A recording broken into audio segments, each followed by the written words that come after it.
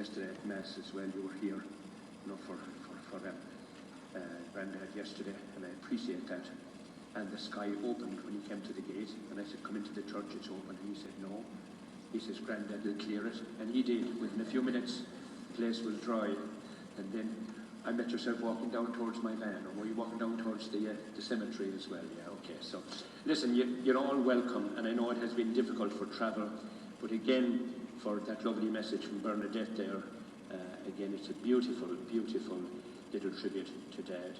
So again, we're just conscious of Mary, a dedicated and loving wife, and great gentleness, great teamwork with both of you. And that's the best tribute I can pay to you today.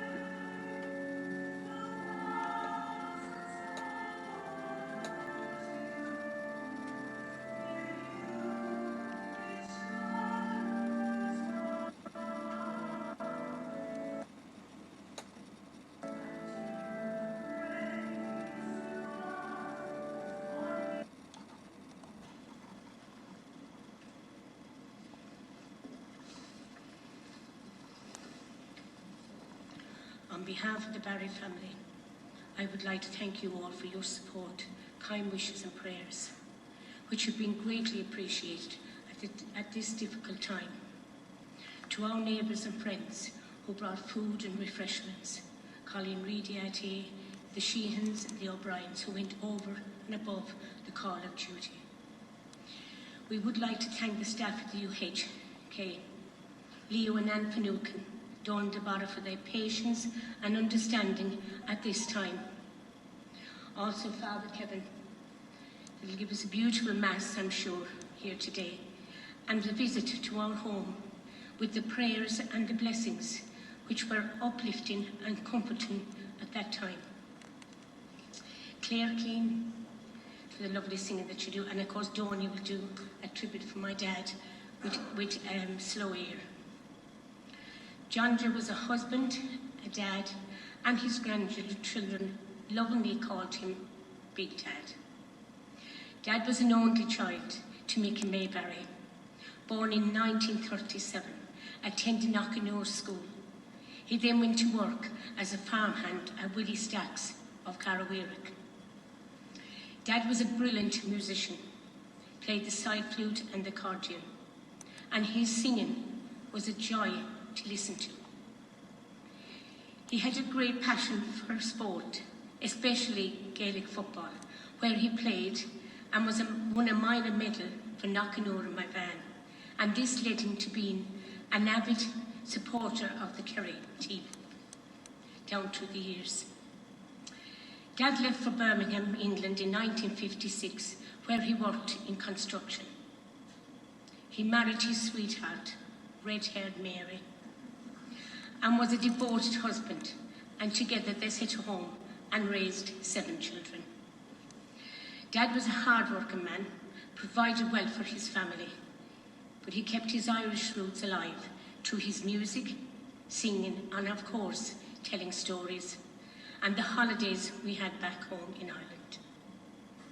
He enjoyed the social life, relaxing with his friends, downing a pint or two, and having the crack, and of course, Dad's witty humour.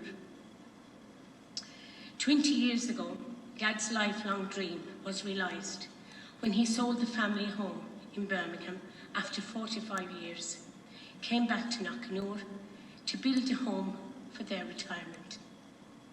which he proudly did to perfection. Dad settled in very nicely, but Mum was going back to England every day. But she's still here. Dad and Mum became great neighbours to Mary, Cara and Eileen Goulding, and they had great neighbours. And they blended very well in Knockanure village. And Dad had his own routine, and I needn't tell you how that worked. They used to love the children coming and going from school, listen to them, the joyfulness, and Dad always wondered what they were playing, which was totally different to his day. But in a very short time, Dad was on first terms with the teachers' names, as a trip up to High Street to Paddy and Catty Kenella's garage was a must. Their highlight of the week was to Flynn's, where they enjoyed many a good night with Jerry and Ann Woods and friends. And later years, there was plenty of work for cousin John Barry, John Curtin, as he used to call him, JC.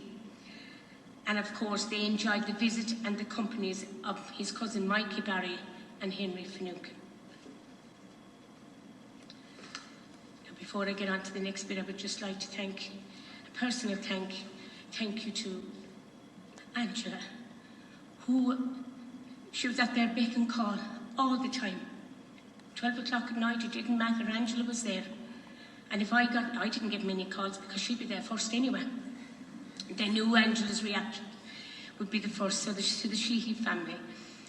And also, as the time went on with COVID and I could not visit them, and it was the grandchildren that had to step in.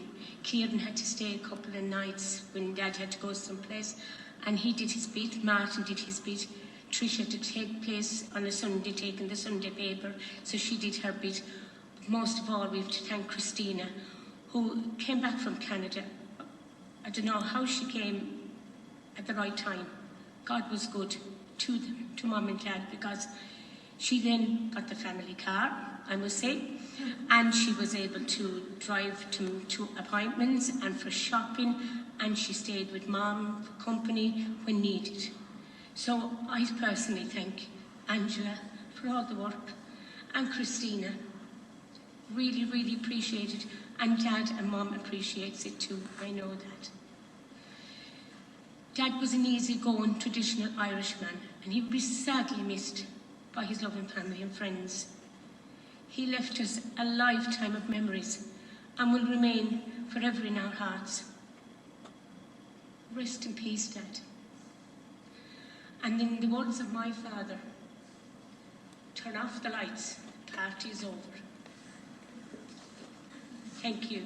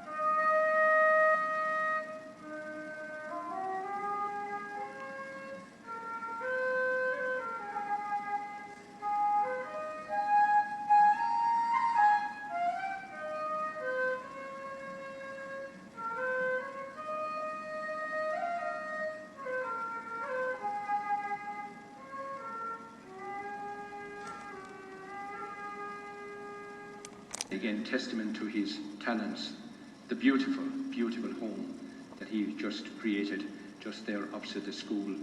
We are grateful for all that was in that. That home takes on a new beginning now, but again, be assured that his love, his presence and generosity will forever be remembered and shared in that beautiful home. Eternal rest grant to John Joe, O Lord, and a perpetual light shine upon him. May he rest in peace. Amen. If If you stand, we have the prayers of the faithful and those who are leading us in those prayers. If you come forward now.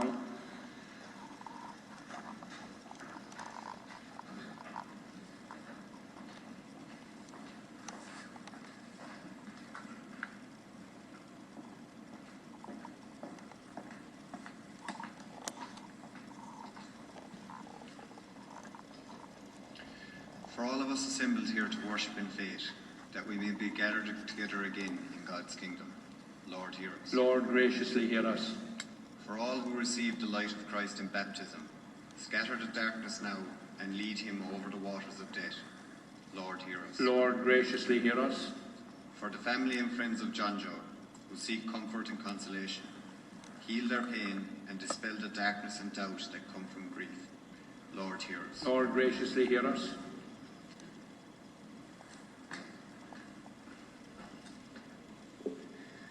For all who care for the sick, that the Lord may reward them for their dedication and kindness, Lord, hear us. Lord, graciously hear us. For those who bear the cross of pain in the mind or body, may they never feel forsaken by God, Lord, hear us. Lord, graciously hear us. For those who have died, may God give them a place in the kingdom of heaven, Lord, hear us. Lord, graciously hear us. We get one you. There has never been and never will be another you in this world. God doesn't have a backup plan or replacement policy. We don't need a copy of someone else. We need the one and only original you. Thoughts are with all of you today. And again, she says, Dad, your morals were my foundation, your dignity my strength, your laughter my joy, your love my roots. I think any parent that gets that from one of their children at the end of their earthly journey, it's a terrific blessing. Mary, you were a great generation that went to the UK, and where in Birmingham were you?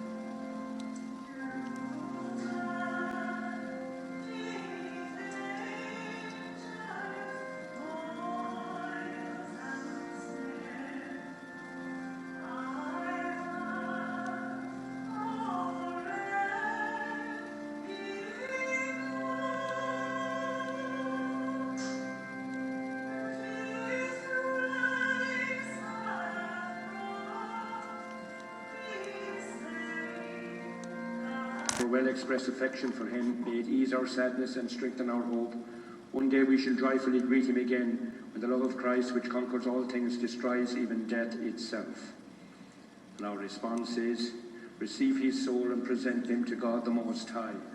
Receive his soul and present him to God the Most High. Saints of God, come to his aid, hasten to meet him, angels of the Lord. Receive his soul and present him to God the Most High.